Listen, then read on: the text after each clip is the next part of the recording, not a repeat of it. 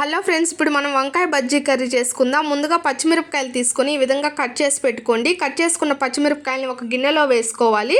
ఆ తర్వాత ఒక 3 వంకాయలు తీసుకొని కట్ చేసుకొని వేసుకోండి. అదేవిధంగా ఒక 3 టమాటాలు కూడా తీసుకోండి.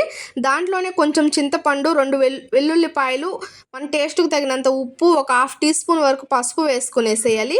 ఇవి ఉడకడానికి సరిపడినన్ని వాటర్ పోసేసుకొని స్టవ్ ఆన్ చేసుకొని ఇప్పుడైతే మనం ఉడికించుకోవాలి.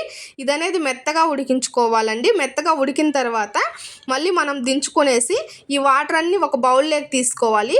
బౌల్లోకి తీసుకొని దీన్ని అనేది మనం మెత్తగా రుబ్బుకోవాలి. రుబ్బుకున్న తర్వాత ఈ వాటర్ పోసేసి ఇంకొన్ని వాటర్ అనేది యాడ్ చేసుకోండి. యాడ్ చేసుకున్న తర్వాత ఇప్పుడు మళ్ళీ మనం స్టవ్ ఆన్ చేసుకొని బాండిల్ పెట్టుకొని 1.5 స్పూన్ వరకు ఆయిల్ వేసి కట్ చేసుకున్న ఉల్లిపాయ ముక్కలు, తాలింపు గింజలు, 2 వెల్లుల్లిపాయలు వేసుకొని తాలింపు బాగా వేగనిచ్చి దీంట్లో పోసేయండి.